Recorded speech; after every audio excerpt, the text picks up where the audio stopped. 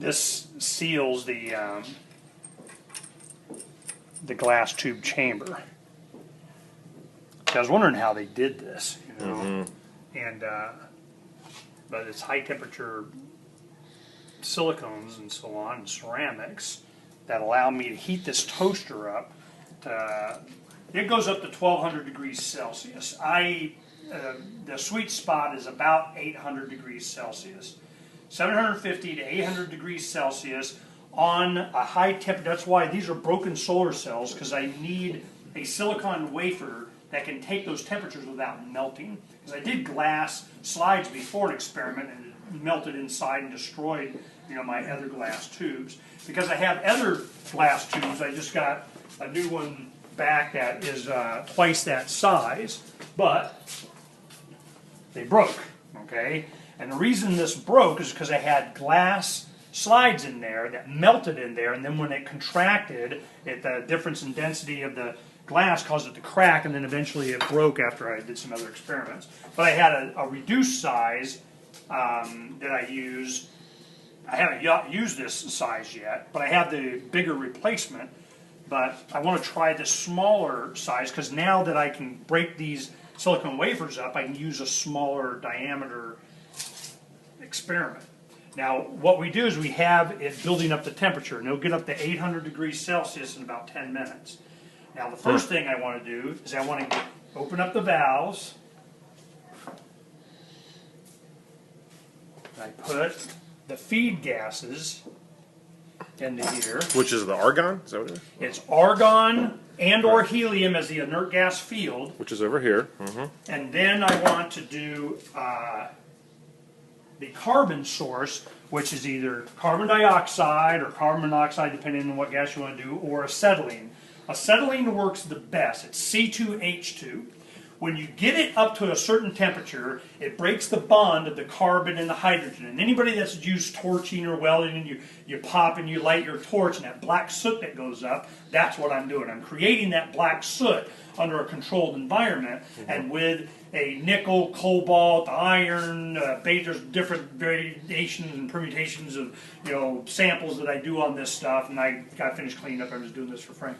But so what happens is I take and put these different compounds on and draw in these little metal specks, these nanoparticles that I use hydrochloric acid in my little hood thing over here, is I make these different compounds so I get a thin layer of these little pieces of metal that then the carbon atoms start to build their nanotubes on. So what I'm doing is I'm in a controlled tube furnace, gazillion temperature atmosphere, in an inert gas atmosphere that helps keep it suspended. I turn on, I want to do argon, acetylene, and I found it works better with a little bit of carbon dioxide. So new secret ingredient. Yeah. So I use these oxygen flow meters to give me the right combination. I'm going to purge the tube as it heats up. You'll see it has, like, you know, it's a condensation in there of water because it's cold. So what happens is I let it heat up, and I have the argon. Now you see if I close this end of the tube, you'll see the pressure go up, okay? So I'm opening this tube, and sometimes I want a little bit of back pressure, but I'm opening this up, and the inert gas of the argon is purging all the moisture and the air and everything out of this tube, which is one reason why I want to go to the smaller tube, because I use less material.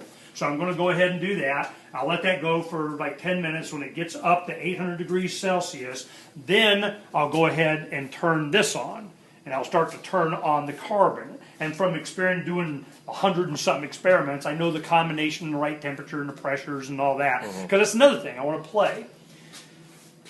Me doing this, the only other option that I had was to get a computer digital controlled flow meter, DALA, whatever, and it would sit right there, but it was for the low, low, low price of $12,000. So I said, you know what? I can go like this for $12,000, you know. So what we're just really doing is proof of concept. Because what we originally did is we would take ceramic posts like this. And here's a good example.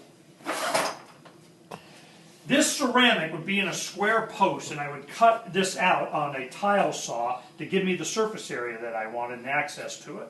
Then I would take and put these in my larger tube, and I would carbonize it. But only after I put the catalyst, a liquid of various different compounds, mostly nickel. Nickel seems to be the big woohoo here, and cobalt. So I take nickel and cobalt, different combinations, and put in there, and what it does under that environment, the carbon starts to go and it grows nanotubes.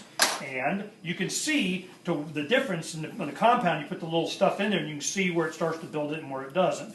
So all these different, I have a tray of all kinds of different samples and different, I use these silicon wafers. You know, I buy solar cells. It's the only way I can get the glass at hold a high enough temperature. And I just experiment with different compounds and how I can get carbon to build on it. So I only need it for like 40 minutes. I test it. I go, oh, that works, and that works, and that works.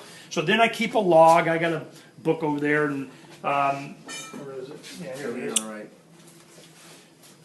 So I do all kinds of different experiments on this, and I'll just have different, combinations of which one I do and what pressures and temperature and back pressures and the temperature, and I'll just do a quick experiment. Then I'll go to the next one, I go to another one, I go to another one, and then I create where I'm growing me a bunch of carbon now, to the point that it gets to be a mess. So I got to be more, that's where the carbon dioxide comes in. It starts to tone it down a little bit, and it's more controlled. So I go, all right. Once I do that, then what? Now I have carbon that has saturated, using my catalyst, this ceramic. Well, that makes it conductive. Now that it's almost sometimes superconductive, I mean, it gets down to it's better than copper. So I'm going, all right, so I got a really conductive thing. What do? I take it over to, this is called a rectifier. It's like a glorified battery charger. And I created various different jigs that I have. This is nickel in here and so on. I've done a bunch. I got to make it a mess. And I put this in there and I hook it up in a solution of nickel plating, like you're doing nickel plating. And what it does, because this is conductive, and all of a sudden, boom, it has a bunch of nickel goes on there onto the carbon nanotube. So I got a whole bunch of surface area. It's like doing it on a brush. Where's that brush? If I can create a bunch of carbon nanotubes like this, and all of a sudden I'm plating each one of these with nickel, what do I have? Enormous surface area, acres of surface area. So nickel iron batteries are Edison batteries that last for freaking ever. So what we do is I saturate this with nickel, then I take and I put it into this. Nickel and iron, I make a battery out of it.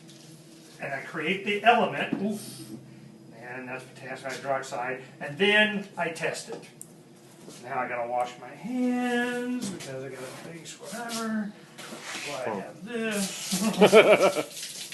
And this is one thing for safety, man. I'm always got water around. I got gloves. I get that, so I should be doing that now. I mean, it doesn't burn now, but it will. So I want to make sure I clean this off.